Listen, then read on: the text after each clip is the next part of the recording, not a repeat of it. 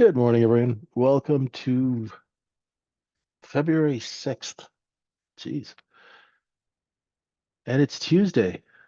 So, what are we looking at? Four low in the overnight, and you'll see that in the next chart. Um, Very interesting. The market's playing chicken with us. Okay. Just gonna move this for a second. We've got we're back in trend. Okay. And I've been saying this, we've been in trend for even before this day. Look at that. Break trend, resume trend. We only broke trend for that one day, right? Something that is like the simplest thing that is so beneficial if you trade charts is watching those lows move up. You can think about it this way, right? Those lows moving up, think of it. It's the buyers are moving up because they can't get product at lower prices. Hey, Lear, Trade Maker, how you doing, Zeno? So as you know, I like to put things into practical wording, right? So for me, trend up means buyers are competing.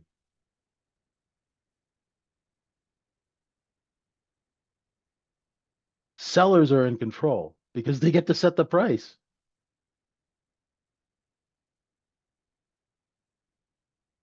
Size sellers, not short sellers, right? And so this is our, this is the big level. This 49.75, and why I say that's a big level is because balance, double of balance, four times balance, eight times balance. So this initial move up from the balance that we had in November, right? Where I got this zone from. There's the November balance. There's the double. Look at these moves. None of these moves have been even backfilled in a meaningful way. This is that Feb. That's a Fed day, right? And we still have not gotten underneath that 47.05. In fact, now we're almost 300 points higher than that. Pretty crazy, right? Look at this move. Every liquidation is bought and then the market goes higher. Every liquidation is bought and the market goes higher, right? So this is a trend, right? Nobody wants to admit that it's a trend, right? It's a trend built on short positions, right? So in terms of a trend, it's different, right? This is trend 2.0, right? This is not investors buying and pushing prices higher. This is speculative traders who have more money than they've ever had in the history of markets. They have never been individuals who trade a couple of $1 billion. That was like a Livermore, or that was a huge thing, right? Yeah, this thing trades like a penny stock that is controlled by Omni's uncle. Okay? This trades like a stock that has the supply controlled by the insiders, right? It's not, but because we are all trained the same way on the institutional side, we all think the same way, we all trade the same way, the market moves in the same way, right? So the liquidations that we have in this market are inventory adjustments. Every time we liquidate, we adjust inventory and move higher. That liquidation is just a big inventory for a correction for wholesale to re-inquire new inventory after just bingo. Pin that.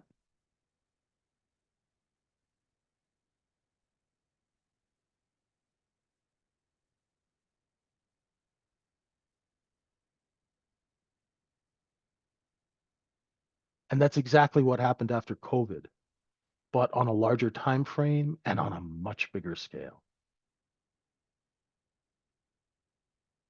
right?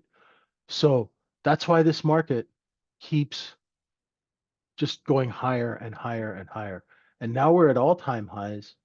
So this level here is going to be a big level. 49.75 half is going to be a big level because after that, we get into balance times 16, which you don't, you might see that on a 30-second chart, but you don't ever expect to see that on a daily chart. So if we've got our initial cost basis, and I'm sure that's all sold by now, but that initial cost basis is is way, way, way down there. And if you can go 16 times your initial cost, that's a good business. That's a very good business. You guys see what I mean? Any business where you can acquire inventory and sell it for 16 times what you bought it,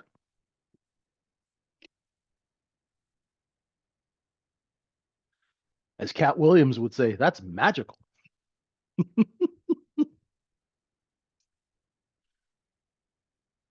That's magical stuff right there, right?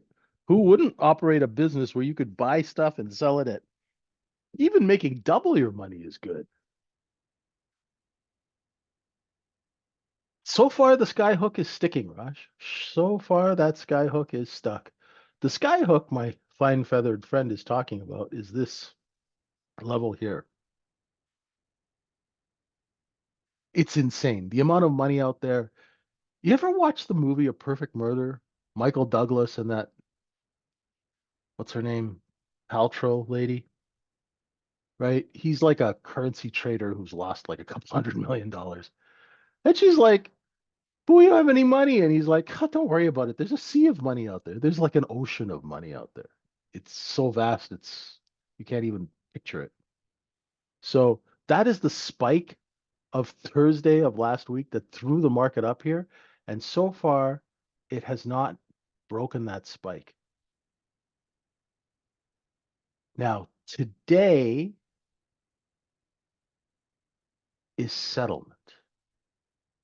No, no, yesterday was settlement on that spike. Okay. Yesterday was settlement on that day's trading. It came nowhere near the previous day's low. If today's RTH low does not take out yesterday's previous low, then you can see our bid is really, there's a little deviation here, right? To restock the shelves, right? Yeah, right, Zeno? This is restocking the shelves. Trend continues. If we get over 49.75, and it's only Tuesday, right? I don't know what's going to happen right now over the next couple of days, but you got to watch that level like a hawk. If you're short under 49.75, you're okay. If you're a big sized account and you can handle it, right? Because the look above and fail of 49.75, you should have been taking them back at least between 39 and 26 because now you're losing money. And if it accepts back over 75, be careful because that means we only have 1 day of inventory. This one right here.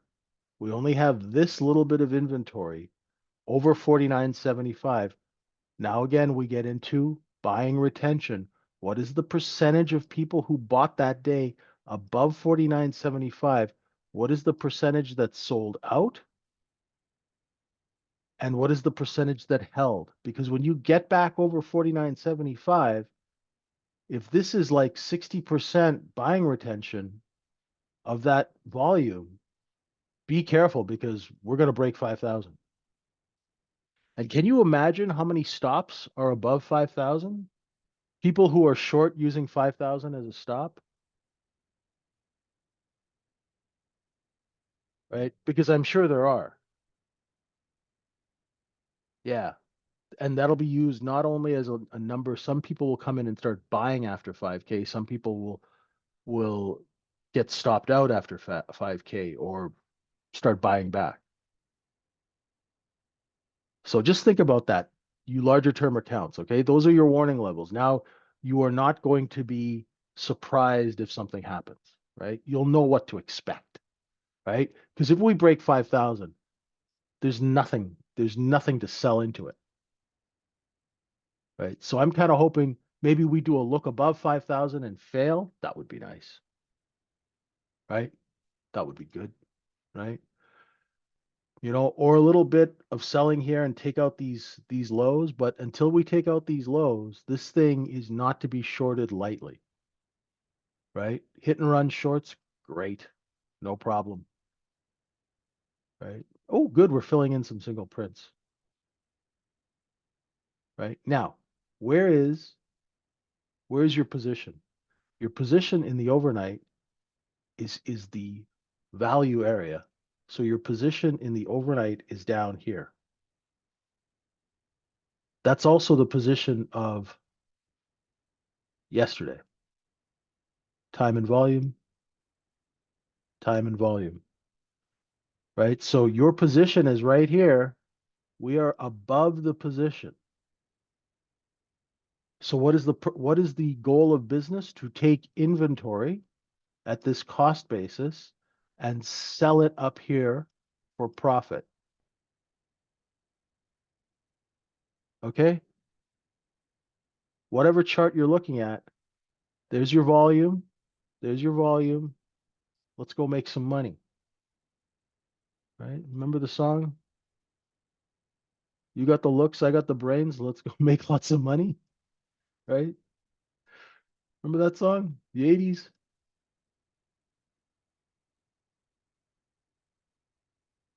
There's my balance. I used 49.57 quarter to 60 and 3/4, double it to 67 3/4, and then double it again to 49.81 3/4. So nice distribution, eh? This is the this is the product at the end of the day. We distributed here. Product at the end of the day, distribution, right? A little bit of a sale, little bit of a sale, and then that attracts buyers. Up we go. Do you guys see how it looks the same on whatever kind of chart you're using? Candle, TPO, right? Itchy and scratchy, whatever you guys are using, that's what's going on. So those are my balance zones. So accepting over 49, 67 now. Let's see.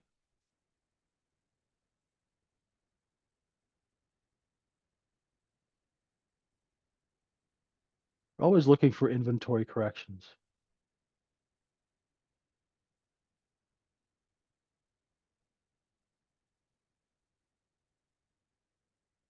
You guys, no questions?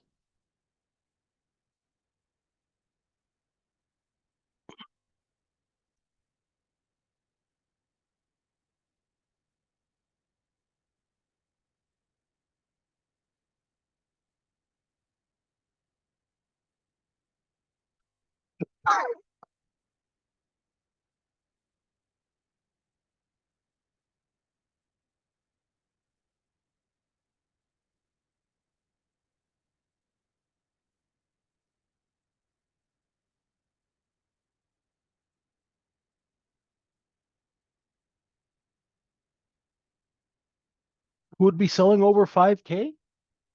That's what I'm trying to figure out. There might be some profit taking, but I haven't seen profit taking trades in a long time for like big money, right? They just hold and just keep marking it up. That's the thing. Who's going to sell over 5K? That's a great question, Blair. because we don't know.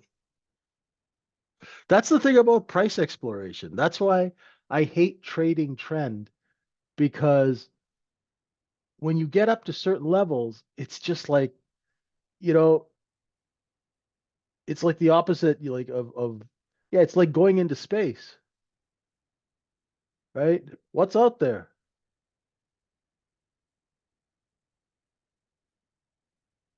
That's why I like balance because I know what's out there. You know what I mean? When you're doing price exploration up at all-time highs, you have no idea what the hell's out there for order flow. Balance, you know, there's a buyer and a seller. They're the same person. They're on both sides of the trade. So I'll just play ping pong with them, right?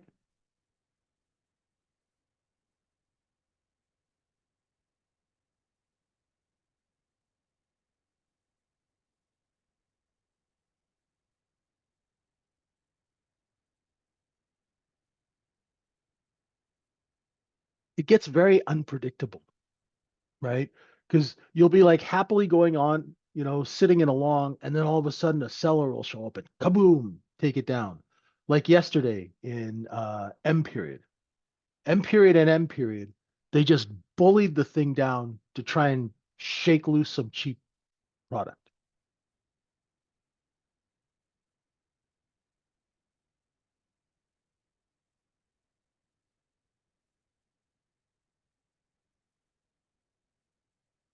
That way it's very, very penny stock like, right? That is something that you see in these futures markets and they trade in a very, very penny stock like manner, right? While we're waiting, I'll show you guys,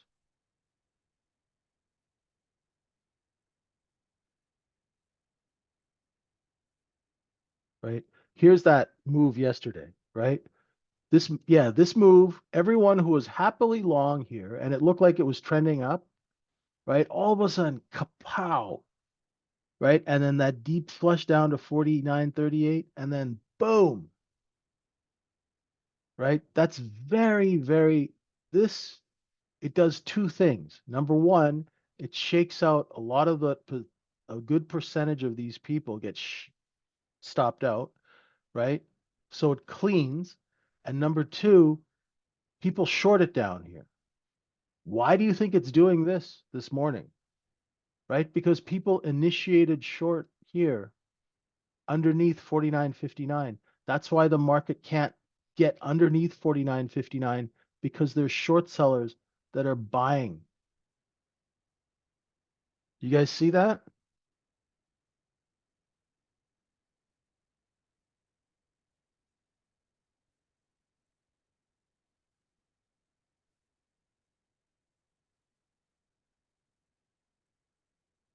Yeah.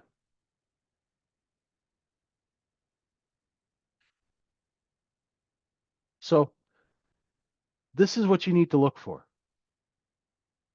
and be aware of, right? When markets shake out, they clean out trapped longs and shorts initiate. When shorts initiate down here, they provide buying action or bids where at the top of where they initiated.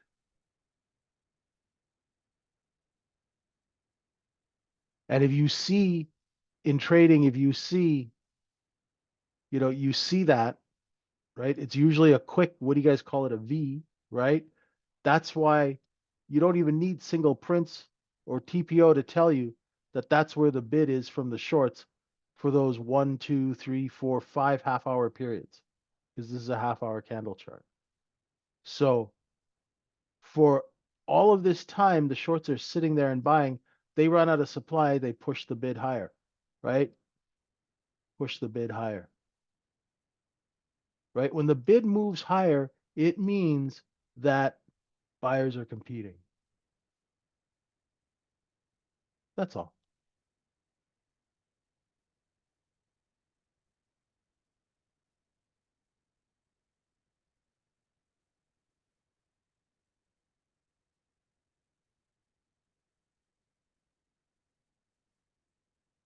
If anybody needs help understanding these concepts, please let me know. Because if you understand these concepts, you understand which direction to trade, which direction not to trade, and also when not to trade, right?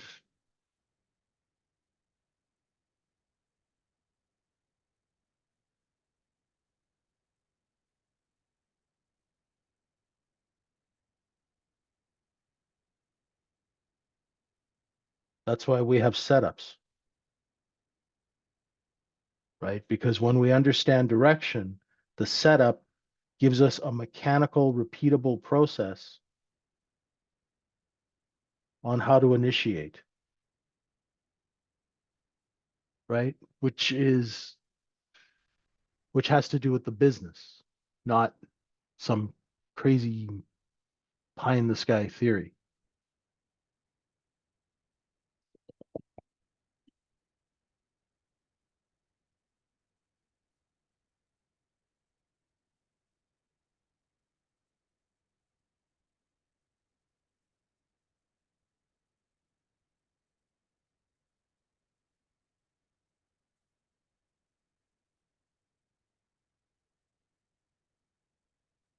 Right? And you'll never look at markets the same way if you do this. You'll see them for what they are. There'll be no mystery.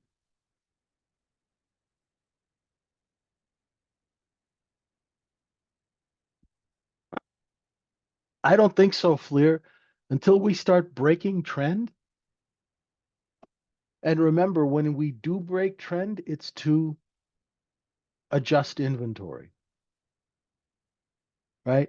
And what happens when we break trend and drop? It stimulates buying, right? So as opposed to when price drops, usually it means that sellers are competing, right? But if there's no follow through, it's that those sellers have seen that the price drop attracts buyers. So they're not stupid, so they're going to raise their prices. The buyers will chase the market up. It's just like Jaws, right?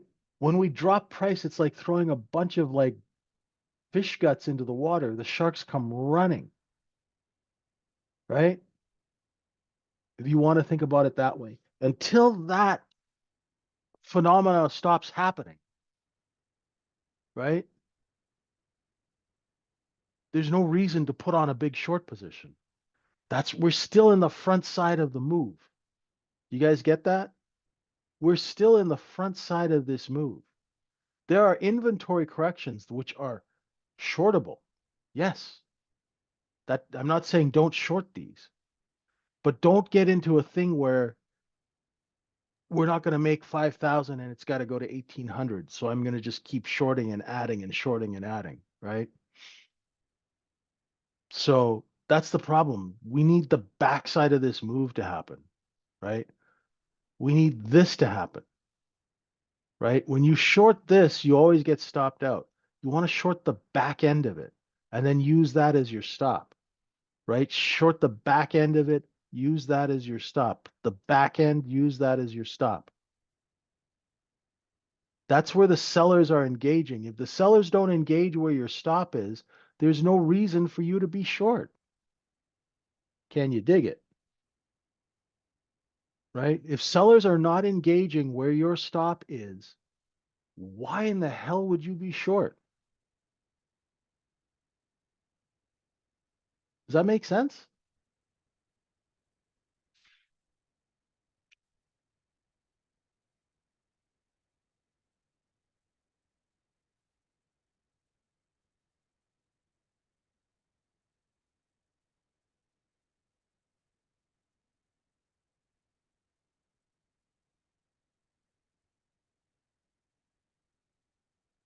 Keep going long using your setup, Zeno. Not just close your eyes and go long, not the ray trade, right? Just wanted to put that out there. That's my disclaimer, right? Don't close your eyes and go long. Go long with your eyes open, right?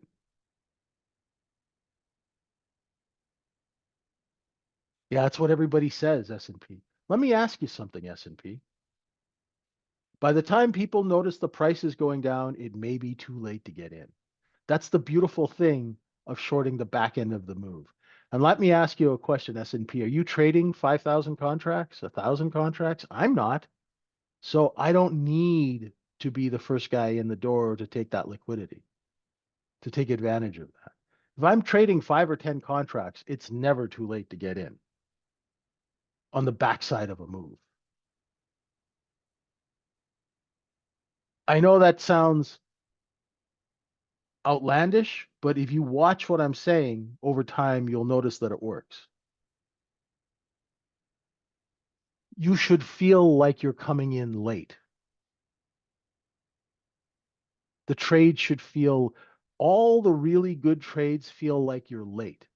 Why? Because you've let other people do the work ahead of you.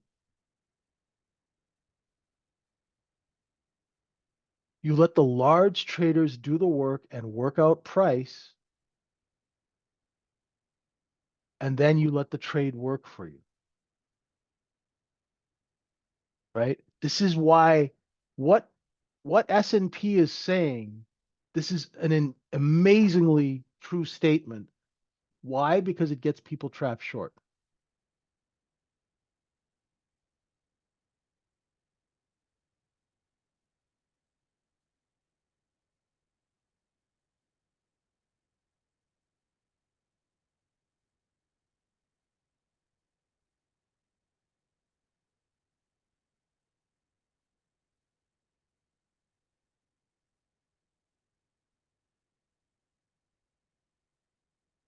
right? They feel like they're missing out. That is true FOMO.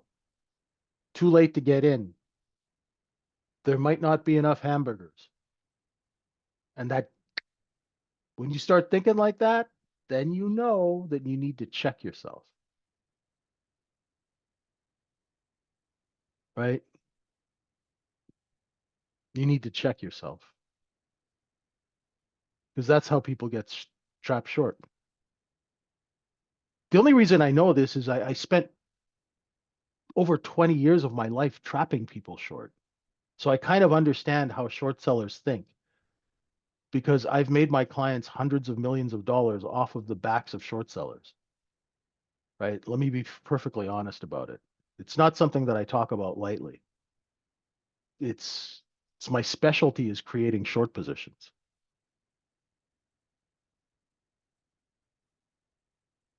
right? So I kind of know what I'm talking about in this instance. A lot of stuff I don't know what I'm talking about in life, but this is one thing that I dedicated my life to. All right, so there's London. Let's see what happens when it opens.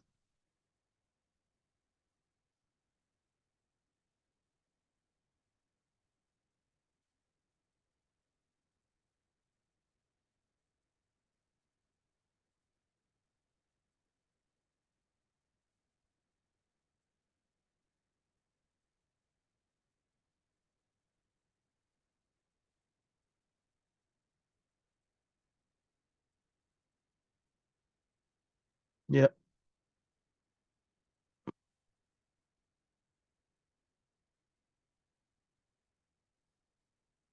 Tesla? Sure.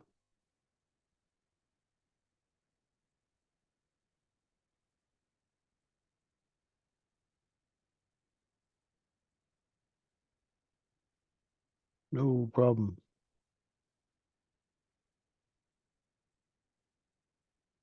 So London is opening. Let's see if London can fill the single prints.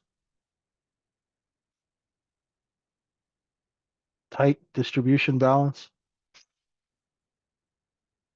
So say you think this is the backside of the move, right? And you take a short, that's fine.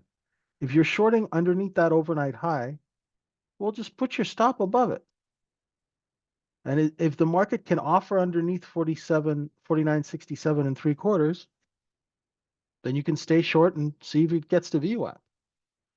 But at least you know, because this K period has established a high, L period hasn't taken it out yet. So there you know that's your wiggle room, right? Can you guys hear me? Just checking. Okay. Room's kind of dead today, right? Either I'm pissing people off or you're all asleep or I don't know what's going on. Feels like I'm talking to myself. Okay. Just checking in, right? It's like, is this thing on? Feel like one of those Las Vegas comics when like one person laughs. Okay. So that's what I'm talking about, right? So you're short, say you're short 49.70, right?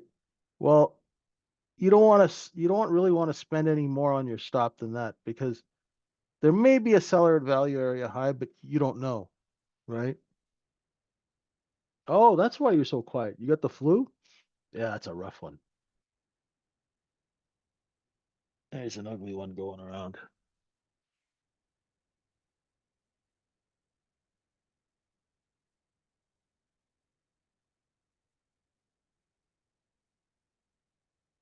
So usually London likes to push lower, right? But it's having a hard time today because there's bids. Let's see if they continue.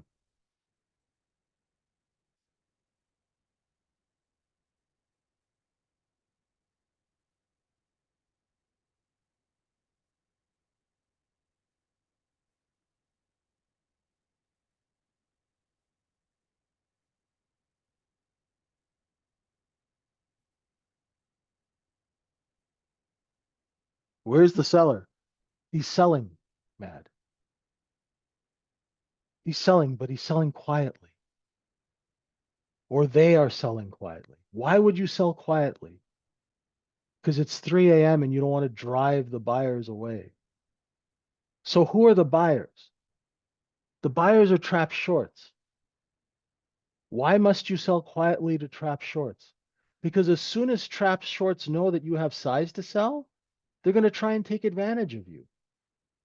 Now, do you understand what's going on? Even though it's all being done by machines, the agenda of the business has not changed in 1,000 years. You never want the buyers to know that you're desperate, right? As soon as they know that you have product and that you are desperate to sell it, they'll take advantage by offering in front of you and hitting the bids to try and shake you out. That's why large wholesalers use very fancy algorithms to split up their orders, and it's like they're just tapping the bids, offering a little, then they you let it breathe a little, let the market come up and sell into it. That's what these little do you see these little things here on the candles, right?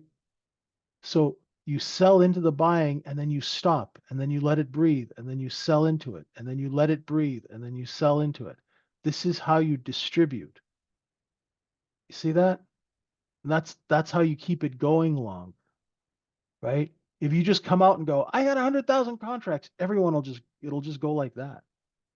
Because these people aren't stupid. They don't want to buy it at 69 unless they have to,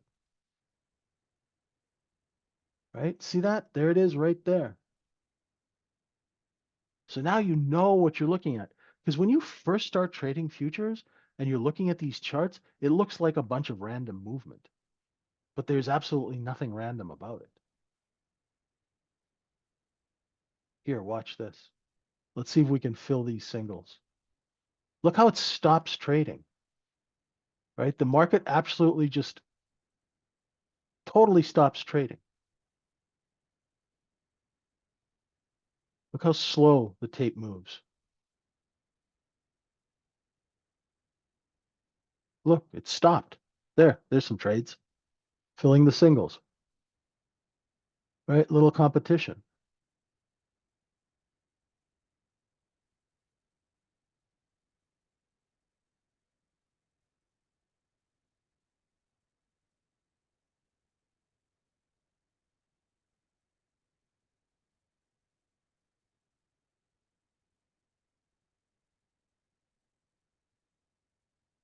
Very, very slow. Remember Elmer Fudd? Be very, very quiet, right? We're hunting rabbits.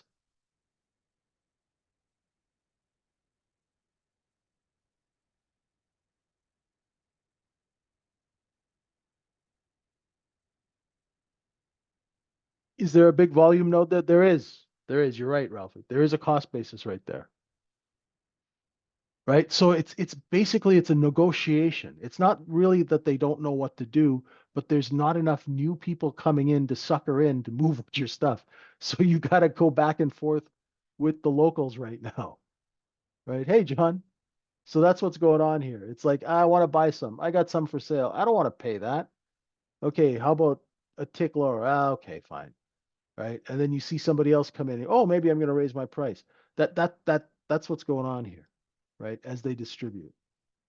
And it's right at cost basis. So there will be inventory this side and this side. That's why you have balance.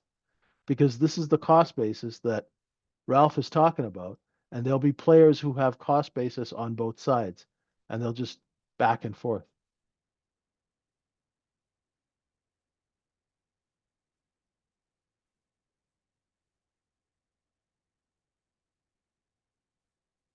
There's one single print left, right? And that's basically telling you that the people underneath this line have shorted it and they're trying to buy it back right here. And it's preventing the price from getting down into this area.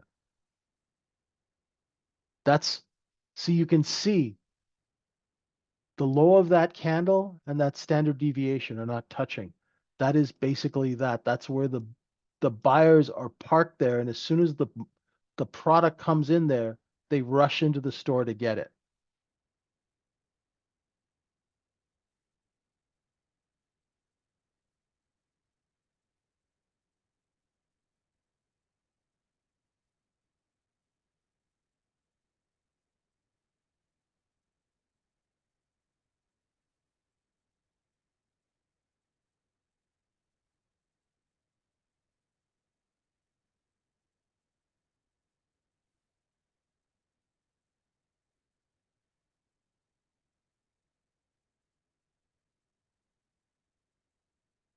It's from a couple of days ago, John.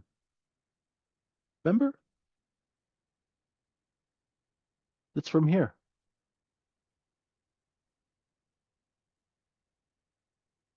Look. Okay, so we're here right now. What's this? What's this?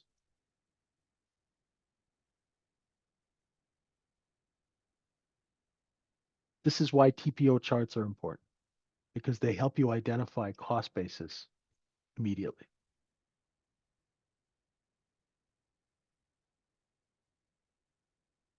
Cool.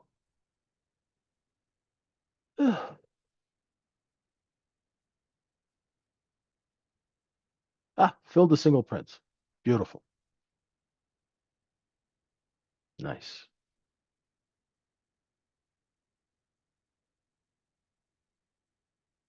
So that short we were talking about, right? You're shorting the backside of the move. You've used this as a stop. So say you're short three contracts at 49.70, 70 quarter, right? You want to put a bid down here at 49.68 for one. And then another bid here for one, and then another bid here for one, because you know that they're going to be buyers at VWAP. This is how you trade in a tactical manner. You short the backside of the move, your stop is here. Your first bid, second bid, third bid on three contracts.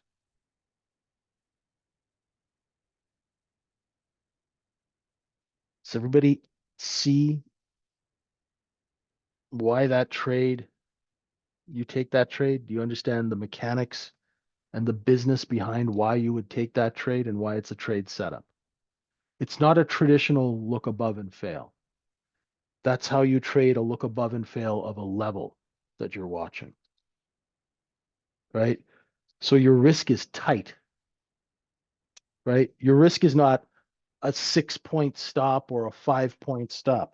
That risk is very tight just because you know that it's not an A plus setup. So why would you spend a lot of money executing an A plus setup and taking risk on something that's not an A plus setup, right? The better the setup, the more risk you can take on a stop, right? The slower the price action, right? The tighter the stop you can use. That's why globex is good. Tom, just stay with me.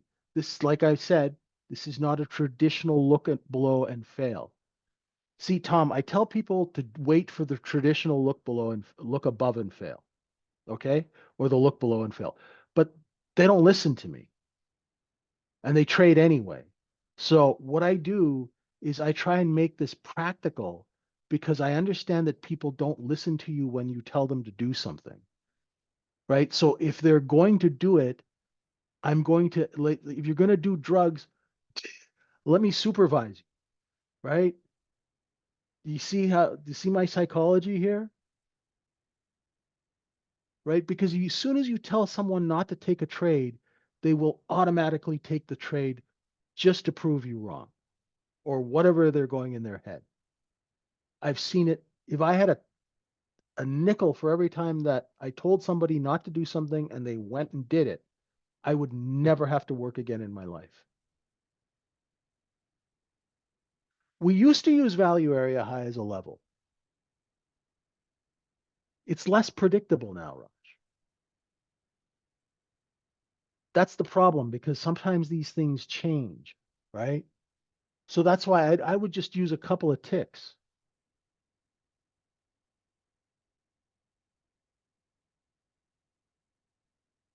Yeah, right. So that's the whole thing, right? So now you know, okay, now look what happened, right? So let's go back to our trade. So does that make sense, Tom? This is why I tell people, right?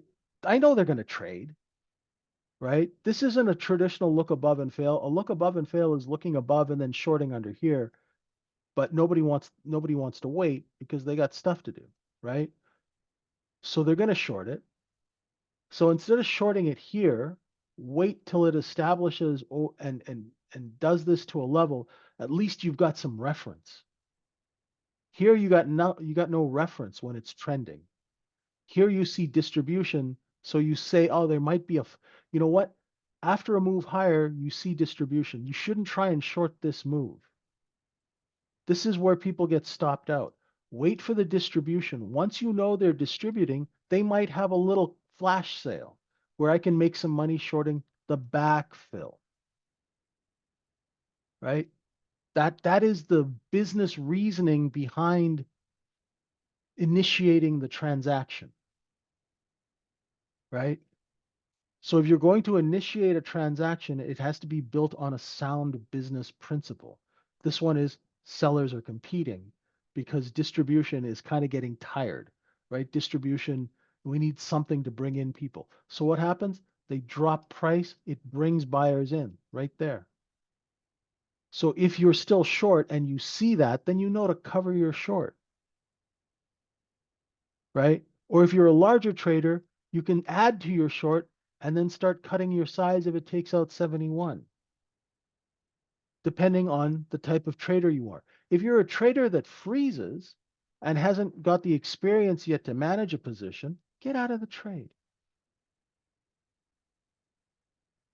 right? But that's how you short, and that's what you should be thinking about when you're in a short if it's not in an optimal trade location.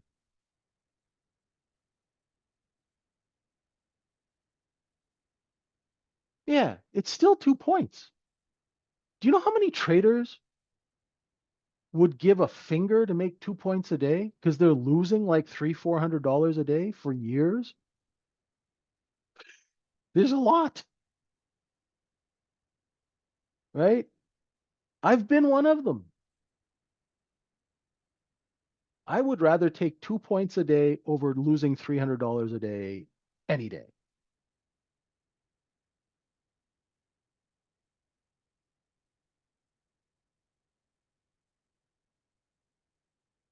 you know?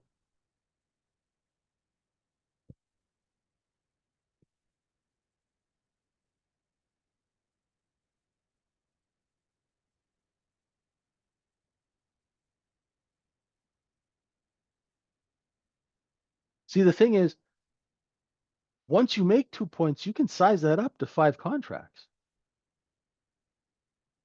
So 2 points is $100. 5 contract is $500, right? 500 a day, 20 trading days in a month. Do the math.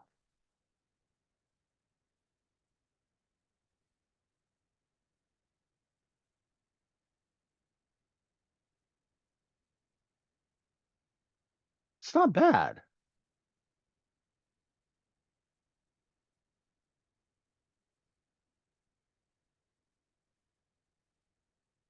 Well, we like to have 1 to 2 point trades at least, John.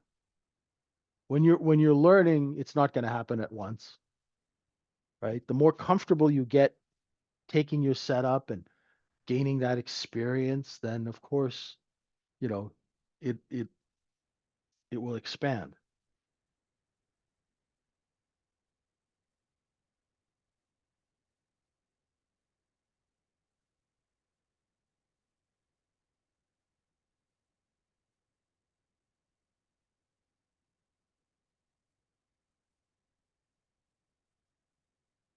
You are going to have losing days, right? Ralphie, some days you're going to just completely suck. Now, what should you do when that happens? You should go into capital preservation mode.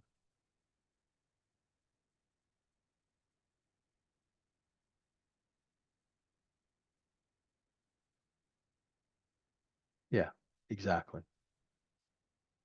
You're going to have losing days. You're going to be wrong.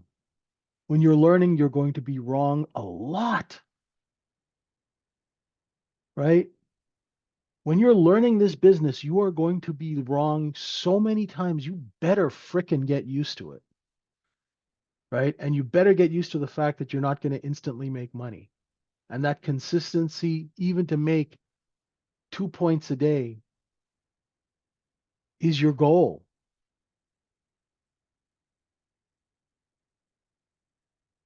right?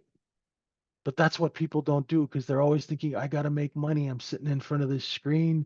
I'm not, I've got to make money. No, you don't. And that's how the market gets, that's how the market has been beating the crap out of retail traders for hundreds of years because they come in with unrealistic expectations and no knowledge of the business and then expect to make money right away. Right? For some reason, maybe it's because of the way that we behave on the other side. I know it definitely doctors look at us and they're like, these idiots drank their way through business school and now they're making 100 grand a day on Wall Street. And I'm stuck in surgery for 16 hours. F this. These guys are idiots. I'm going to go trade. And then they just come in and just get destroyed. Right. I've seen that. Or people who are scientists. Anyone who's highly intellectual thinks that we're idiots. Right. And they don't take the market seriously. And then they come in and we just eat them like we eat their skulls, right? Because it has nothing to do with intellectual prowess. It all has to do with street smarts and knowing the street.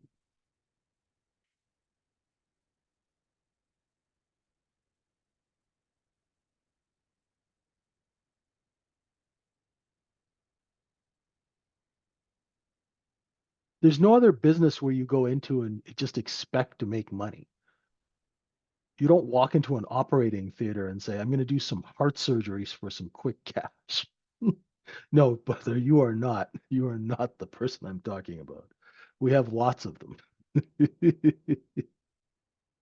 You're one of the good doctors.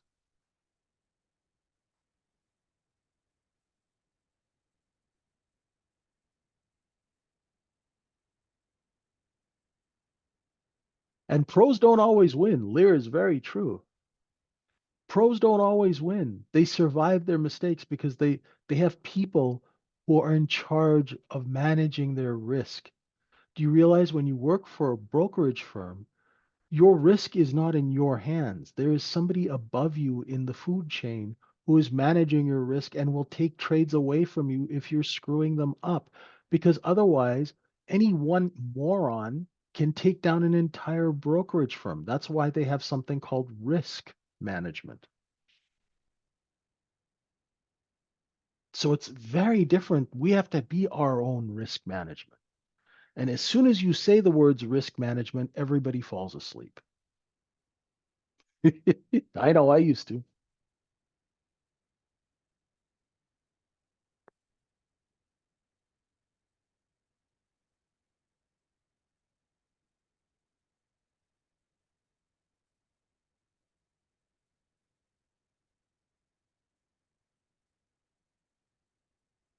What are the risks of this trade?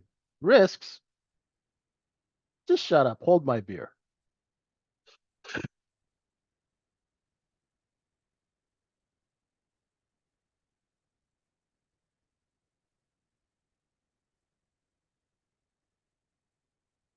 No one to tap you on the shoulder, and sometimes no one to give you a good shot in the head and say, snap out of it.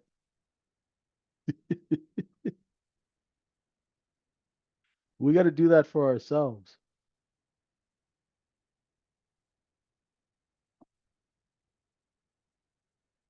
Ah, what is overnight inventory long and short? Here, good question.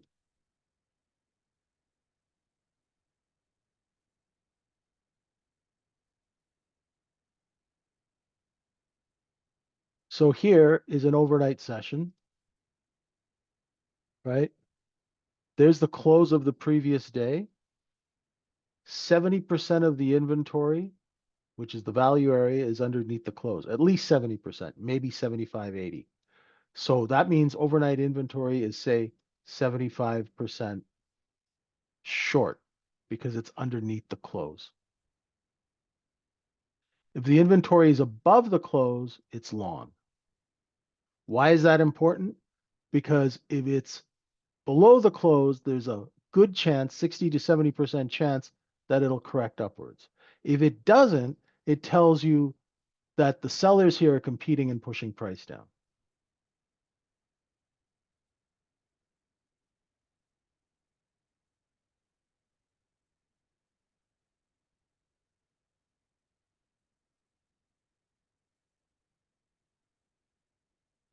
Does that make sense? See if I can find a really clear example.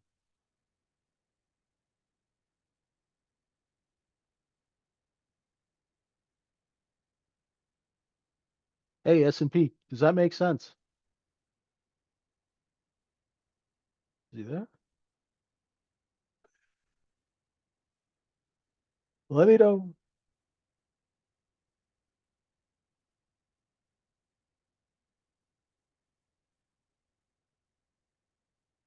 Yes, we closed at 60 and a quarter. Overnight inventory now is long. What if it's long? We look for an adjustment lower. You see, S&P, this whole business is about trading inventory adjustments. That's what creates the price action that we surf up or surf down, right? So if it's long, we look for an inventory adjustment to take it lower. So we look for shorts, right? Or if it's short, we look for longs because the inventory adjustment is going to move price higher.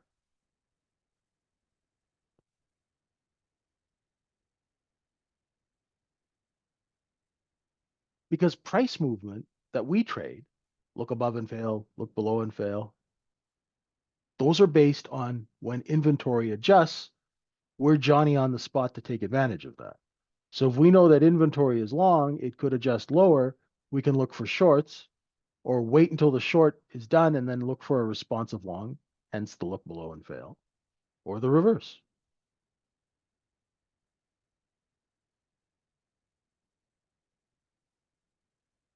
Exactly there.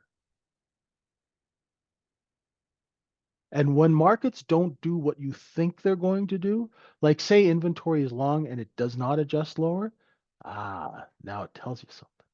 If inventory is short and it doesn't adjust higher like it did, was it yesterday, right? because inventory was short. And then if you look at yesterday, we opened it, kaboom, cratered, right? So now that's telling you, okay, we've got to flush out that inventory. There's sellers, and the people who are buyers are the short sellers. So they pull their bids and let the market drop.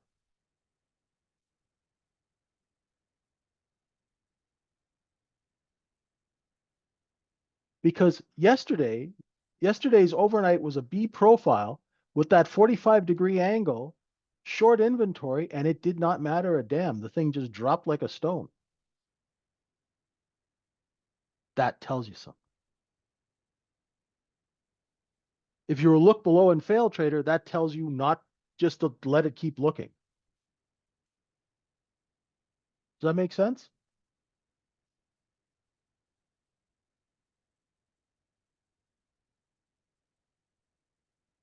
I know these are foreign concepts that most traders don't think about, but inventory and order flow are what moves price. Simple as that. Yeah, when what should happen doesn't, but he never finishes the sentence, should make you snap out of it, right? That means something's up, right? Something's shaking. Hawk moved up, good distribution.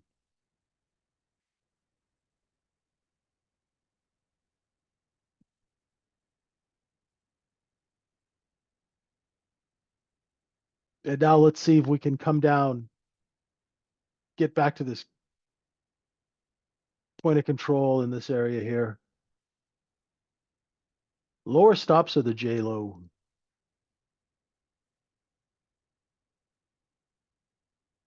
Let's see if M period can continue moving this thing down. See?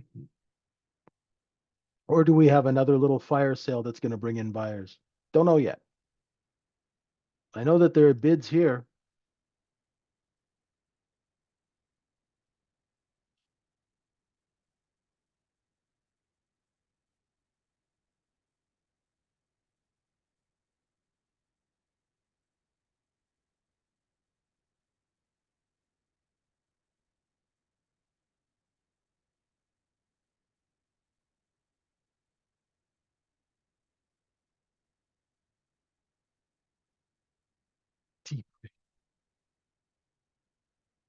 All right, folks,